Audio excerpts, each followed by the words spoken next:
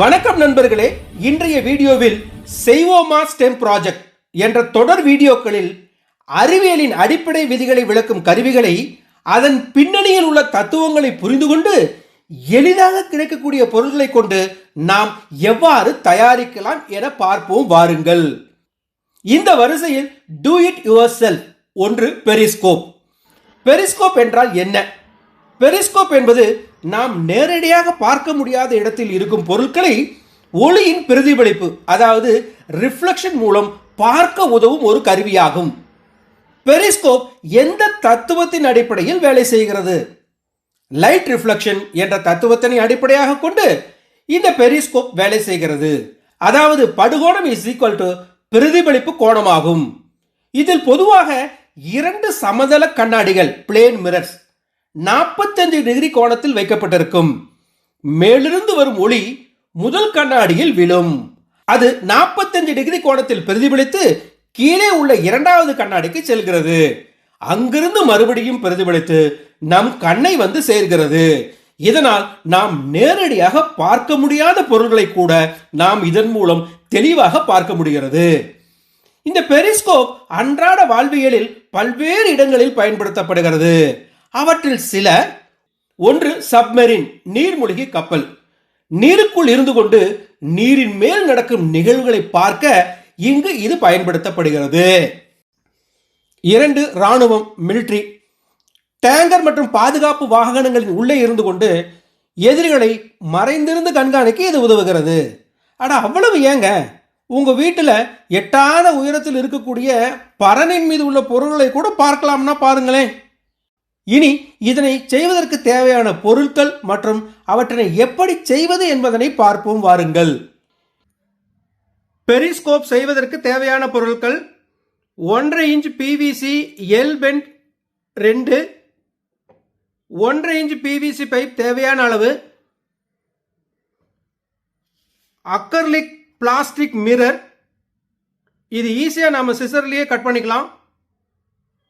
அதுக்கப்புறம் angle mark பண்ணுறதுக்காக protector, permanent marker, knife, scale, hacksaw blade and then சின்ன chart paper. First பெரிஸ்கோப்புக்கு தேவையான டயகனலை வந்து நம்ம ப்ரிப்பேர் பண்ண போகிறோம்.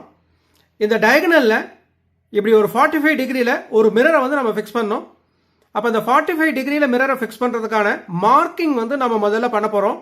அதுக்கு நமக்கு பார்த்தீங்கன்னா இந்த எல் பெண்டில் முன்னமே வந்து ஒரு லைன் இருக்குது.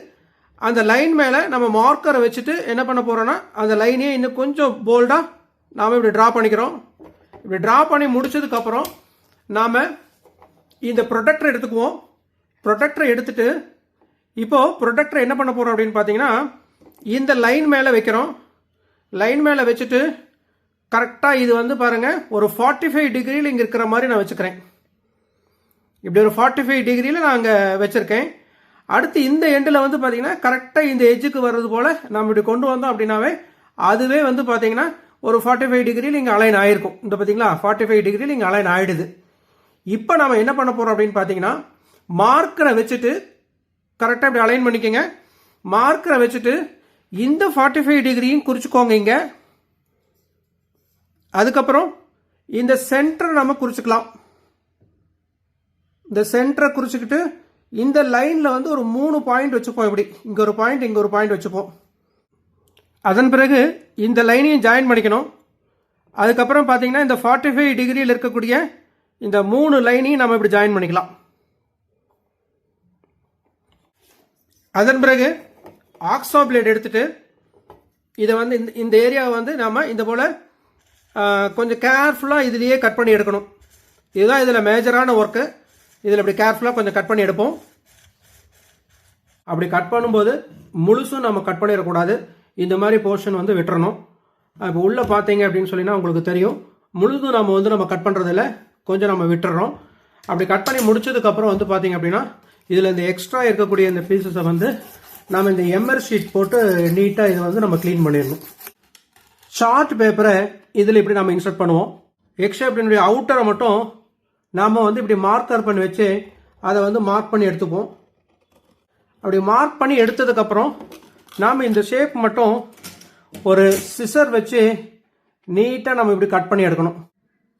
இந்த சார்ட் பேப்பர் இப்படி கட் பண்ணி எடுத்ததுக்கப்புறம் இதை வந்து அக்ரிலிக் மிரரில் வந்து இப்படி வச்சுக்கலாம். வச்சுட்டு இந்த பவுண்டரியும் நாம் இப்போ என்ன பண்ண போகிறோம், மார்க் பண்ண போகிறோம். இப்போ இந்த அக்ரிலிக் மிரரை நம்ம சிசர் வச்சு நீட்டாக நம்ம வந்து இப்படி கட் பண்ணி எடுக்கணும். அக்ரிலிக் மிரர் இப்படி நம்ம கட் பண்ணி எடுத்துட்டு அதுக்கப்புறம் இதில் வந்து நம்ம இப்படி இன்சர்ட் பண்ணுவோம். மிரரை இப்படி ஃபுல்லாக இன்சர்ட் பண்ணிவிட்டு அதுக்கப்புறம் நைஃப் வச்சுட்டு இந்த எக்ஸ்ட்ரா இருக்கக்கூடிய போர்ஷன்ஸை வந்து ரொம்ப கேர்ஃபுல்லாக நம்ம இப்படி கட் பண்ணி எடுக்கணும்.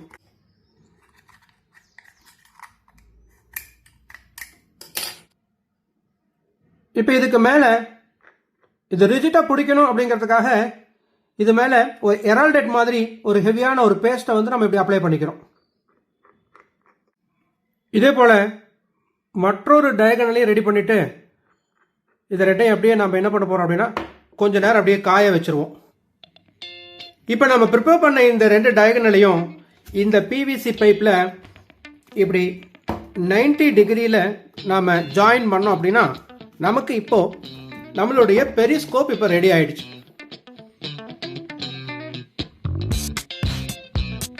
இப்போ பாருங்கள், நம்ம பெரிஸ்கோப் வந்து ரொம்ப தெளிவாக ஒர்க் பண்ணுது.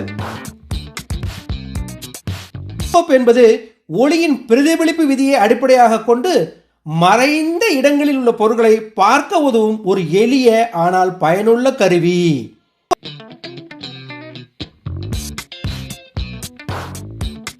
தற்காலத்தில் எவ்வளவோ சிசிடிவி கேமராக்கள் வந்திருந்தாலும் இதுபோன்ற அறிவியல் கருவிகளை செய்து அதன் பின்னணியில் உள்ள உண்மைகளை புரிந்து கொள்ள குழந்தைகளுக்கு உதவிடுங்கள். இந்த வீடியோ உங்களுக்கு பிடித்திருந்தால் லைக் செய்யுங்கள், ஷேர் செய்யுங்கள், சப்ஸ்கிரைப் செய்யுங்கள். மீண்டும் ஒரு சுவாரஸ்யமான அறிவியல் வீடியோவில் மீண்டும் சந்திப்போம். நன்றி.